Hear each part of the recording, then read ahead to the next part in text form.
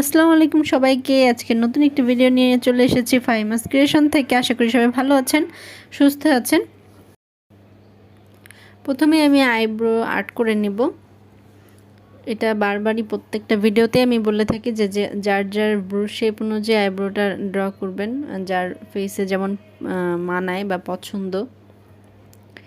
তারপর হচ্ছে আমি কনসিলার দিয়ে ব্রুটাকে আরও ভালো শেপ করার জন্য কনসিলার দিব। কনসিলার দিয়ে তারপর হচ্ছে এটাকে বিউটি ব্লেন্ডার দিয়ে ব্লেন্ড করে নিব। কনসিলারটা আমি প্রো কনসিলার দিয়েছি, যার যেটা পছন্দ সেই কনসিলার দিতে পারেন।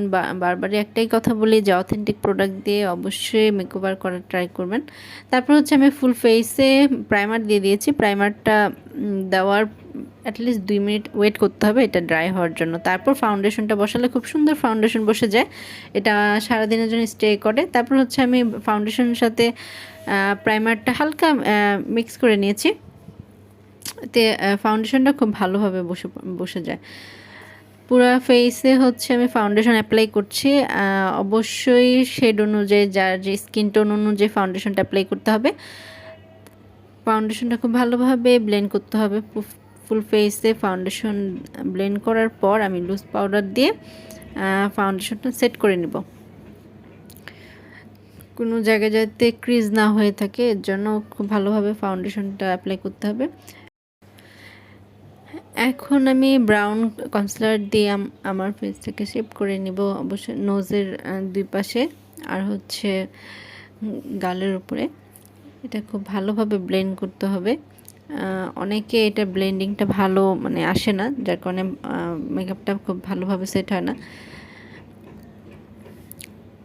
এটা দেওয়ার পর হচ্ছে আমি লুজ পাউডার দিয়ে পুরো ফেসটা সেট করে নিব।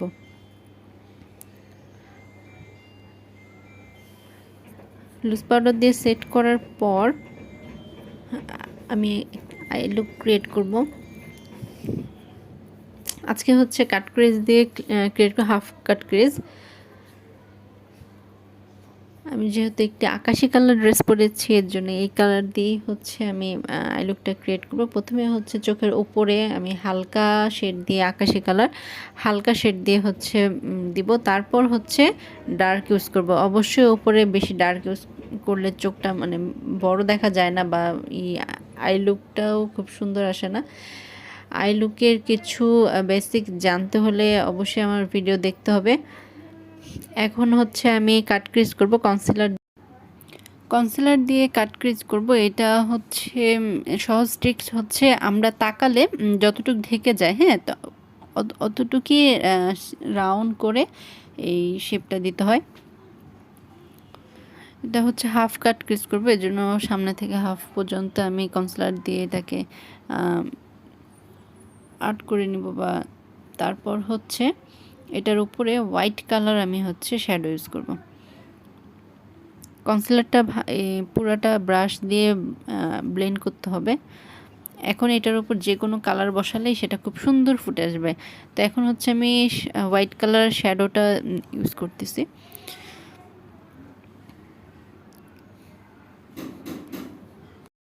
মেকআপের ক্ষেত্রে ব্লেন্ডিংটা খুব বেশি ইম্পর্টেন্ট। ব্লেন্ডিং যত সুন্দর হবে মেকআপটা তত সুন্দর হয়। এই হোয়াইট কালার শ্যাডোটা যখন দেওয়া হয়ে যাবে, তারপর হচ্ছে সাইডে আমি ব্ল্যাক হালকা ব্ল্যাক বা যেটাকে বলে ধূসর কালার ইউজ করব, খুবই হালকা। ইনার কর্নারে দিব, দুই চোখে ঠিক একইভাবে দিব যাতে শেপ ঠিক থাকে। এটা দেওয়া শেষে হচ্ছে আমি আইলাইনারটা বসাবো। হ্যাঁ, আইলাইনারটা হচ্ছে চিকন করেই দিব। আইলাইনার অনেক বেশিও টানা দিলে ভালো লাগে। এটা হচ্ছে ডিপেন্ড ড্রেসের উপর বা মেকআপ কেমন লুক ক্রিয়েট করতে যাচ্ছে তার উপর।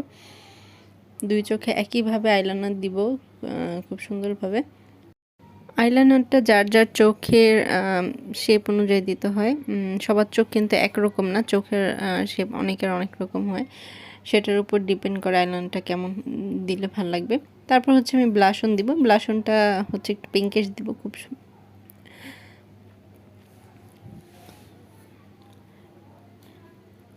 ব্লাশ অনটা অবশ্যই ভালোভাবে দিতে হবে। তারপর হচ্ছে হাইলাইটার ইউজ করব। হাইলাইটারটাও খুব পিগমেন্টেড, দেখতেই পাচ্ছেন। এই হাইলাইটটা আমার খুব পছন্দের। হাইলাইটার যদি সুন্দর হয়, মেকআপটা অনেক বেশি গ্লোয়িং হয়। তারপর হচ্ছে আমি লিপস্টিক দিব। হ্যাঁ, আমি একটি হালকা পার্পল কালার একটা লিপস্টিক দিব। এটা হচ্ছে ম্যাট লিপস্টিক। যার যেমন লিপস্টিক পছন্দ সে সেটাই দিবে। লিপস্টিক দেওয়া হয়ে গেলে আমি আইল্যাশ দিব। এখন এই যে আইল্যাশ আমি এটা দিব। টানটানা, আইল্যাশ পরা ডান। এখন আমার মেকআপ লুক ডান। কার কেমন লেগেছে অবশ্যই কমেন্ট করে জানাবেন। আর আমার পেজে ফলো দিয়ে রাখবেন। আর নতুন নতুন ভিডিও পেতে অবশ্যই আপনাদের সাথে অনেক কিছু শেয়ার করব। আজকে এই পর্যন্তই। আল্লাহ হাফেজ।